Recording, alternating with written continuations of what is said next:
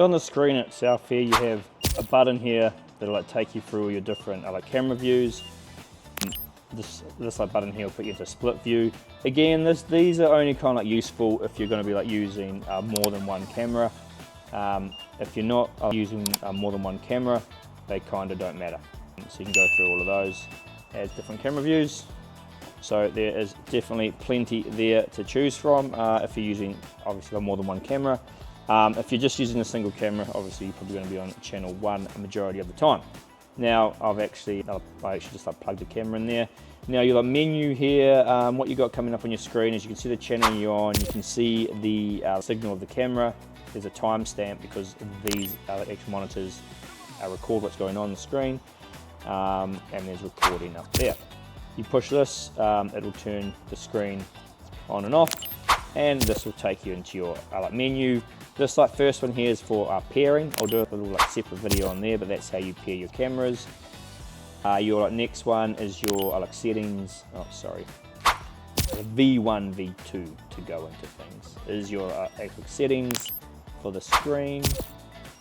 M to go back.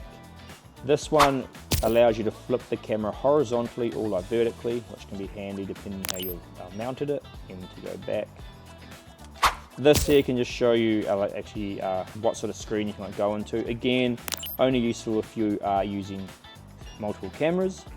Settings, timestamp, don't worry about that. Power, don't have to worry about that.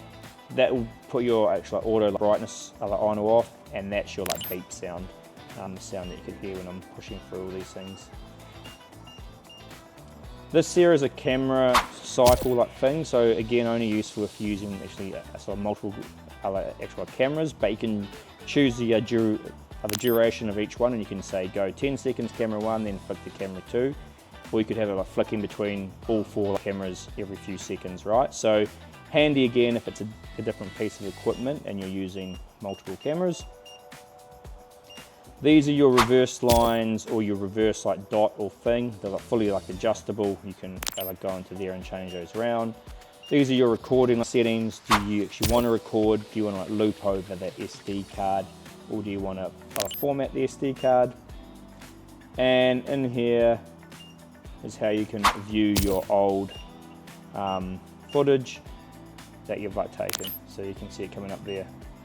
So that is how you can check out the old footage, or you could take the SD card out of there. But if anything did happen, you'd probably use your phone and just record the screen on here, and then I'm gonna send that away just to start with.